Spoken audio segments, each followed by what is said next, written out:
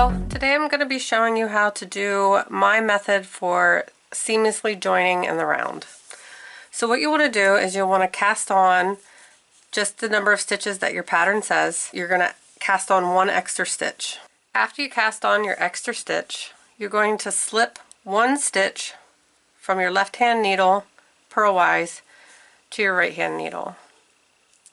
Then you're going to take that extra stitch you casted on, you're going to slip it up over the stitch you just passed and drop it off.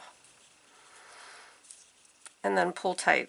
You're adding a stitch and then you're removing a stitch. So let me show you that one more time.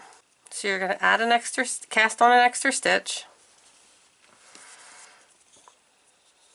You're going to take the first stitch from your left hand needle, slip it purlwise to your right hand needle. Take that extra stitch you just casted on and pull it up and over the stitch you just slipped and drop it off. And then you'll pull tightly